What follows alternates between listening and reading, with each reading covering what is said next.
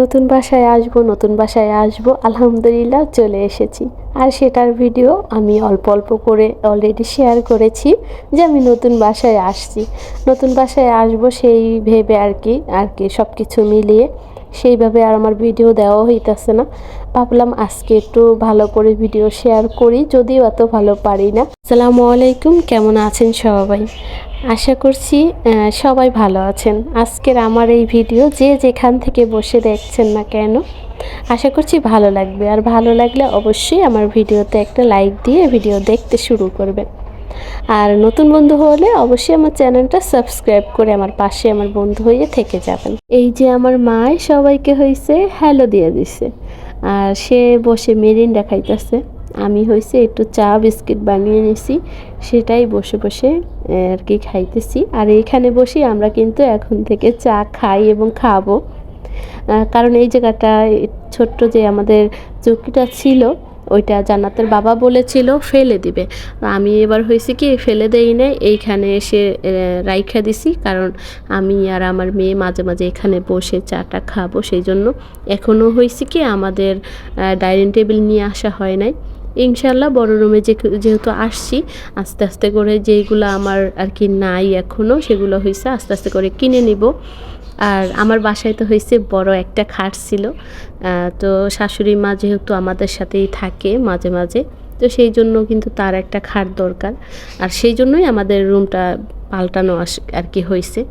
এই জন্য আমাদের খাটটা হয়েছে শাশুড়ি মাকে দিয়ে দিছি, আর আমরা এখন হয়েছে যে নিচে যে বিছানা করে ঘুমাই ওইভাবেই আর কি আছি। তো আস্তে আস্তে হয়েছে আমরা জিনিসপত্র কিনে নেব। এই চৌকিটা হয়েছে ফেলে দিছে জান্নাতের বাবা, আমি আবার কি করছি নিয়ে আসছি। নিয়ে এসে বললাম যে এইখানে রেখে দেই, যখন টেবিল কিনবো তখন না হয় এটা ফেলে দিব। যাই হোক, চাটা খেলাম বসে। খাওয়ার পরে শাশুড়ি মা ঘুম থেকে উঠে গেছে, এখন বাজে 10টা। তো সে উঠে নাস্তা খাবে, সেই জন্য আবার নাস্তা বানাইতে চলে আসছি।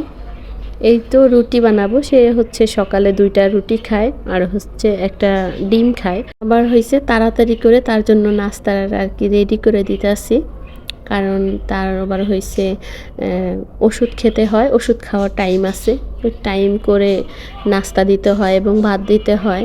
বাবুকে নিয়ে টুকটাক কাজ কাম করে আসলে সেই রকম করে অত ভিডিও নিতে পারি না, ও যেটুক আর কি পারি অতটুকুই হয়েছে শেয়ার করব।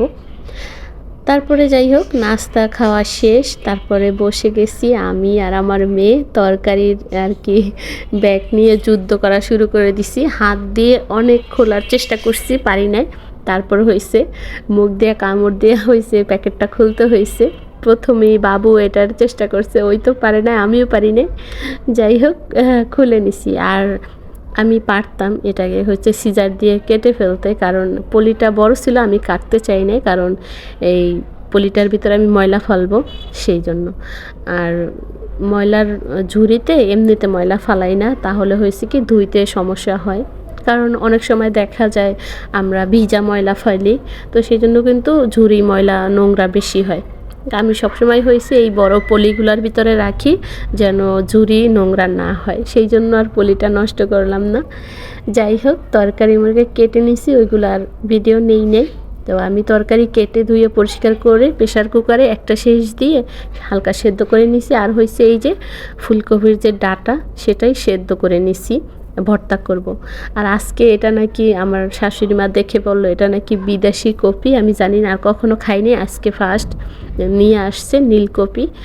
তো আজকে খেয়ে দেখবো কেমন লাগে, প্রথমবার আর কি, আমি আর খাইনি কখনো, আর আমাদের কখনো এই কপিটা কিনে নিয়ে আসে নাই, আজকে প্রথম নিয়ে আসছে। যাই হোক, ফুলকপি আর হয়েছে সিম নতুন আলু দিয়ে রান্না করব। এটা তো হয়েছে নিরামিষ, একদম ভালো লাগবে না, চিংড়ি মাছ দিতে হবে।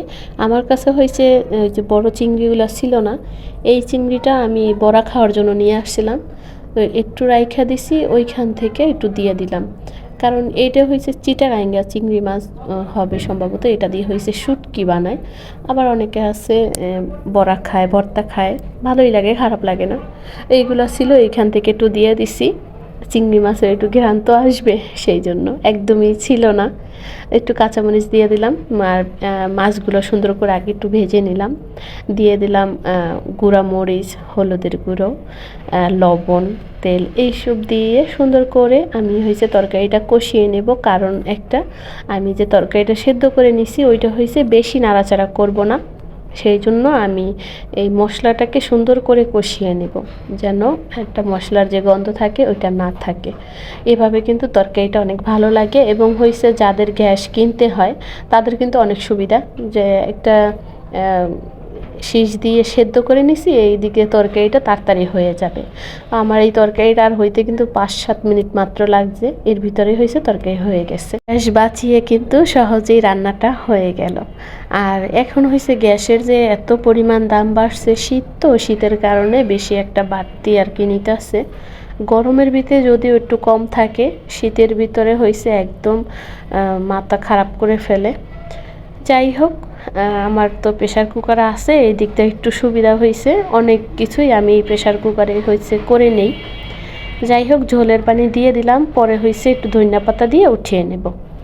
এইদিকে এই যে ডাঁটাগুলো সেদ্ধ করে আমি একটু ভেজে নিছি প্রথমেই, তারপরে শুকনো মরিচ ভেজে নিছি, আর ওই যে চিংড়ি মাছ আর অল্প একটু ছিল সেটা ভেজে নিছি।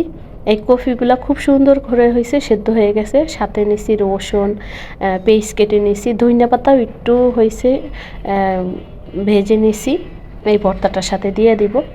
প্রথমে হয়েছে মরিচের ভর্তা বানাইতেছি, শাশুড়ি মা হয়েছে মরিচের ভর্তা খাবে, তার জন্য আবার একটু মরিচের ভর্তা রেখে দেব। আর আমি হয়েছে এই যে ফুলকপির ডাঁটা ভর্তা, এটা একটু ঝাল বাড়িয়ে দেব, সেটা দিয়ে আমার হয়ে যাবে। তো আজকে হয়েছে শাশুড়ি মা খুব পেট ভরে ভাত খাইছে মরিচ ভর্তা দিয়ে, তার কাছে নাকি ভর্তা অনেক মজা হয়েছে।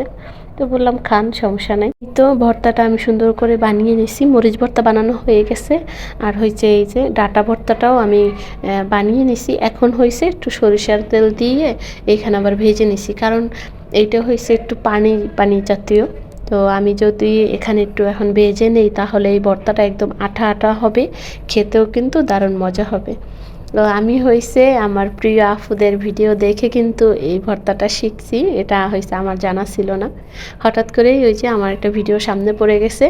তো এই ভর্তাটা হয়েছে আমি বনশ্রী যখন দেওরের বাসায় গেছি তাদেরকে বানিয়ে খাওয়াইছিলাম, তো তারা বলছে অনেক মজা হয়েছে, সেই কারণে আমি আজকে বাসায় একটু ট্রাই করলাম। অনেক মজা হয়েছিল ভর্তাটা, আসলে যে না খাবে সে কিন্তু মিস করবে। যাদের ভর্তা পছন্দ তাদেরকে বলবো এই ভর্তাটা অবশ্যই বানিয়ে খাবে, তাহলে অনেক ভালো লাগবে। আমি তো হয়েছে এখন আর কি ভাবছি মাঝে মাঝেই বানিয়ে খাবো, যখন নিয়ে আসবে আর কি কফি নিয়ে আসবে তখন বানিয়ে খাবো। যাই হোক, কথা বলতে বলতে একদম ভিডিওর শেষ পর্যায়ে চলে এসেছি, এই পর্যায়ে বিদায় নেব। তো তার আগে বলবো অবশ্যই ভিডিও ভালো লাগলে লাইক দিবে আর কমেন্ট করবে ভিডিও কেমন ছিল। আর নতুন বন্ধু হলে অবশ্যই আবারও বলবো আমার চ্যানেলটা সাবস্ক্রাইব করে আমার পাশে আমার বন্ধু হয়ে থাকবে। তো হয়ে গেছে আমার মজাদার ভর্তা আজকের মতো। আল্লাহ হাফেজ।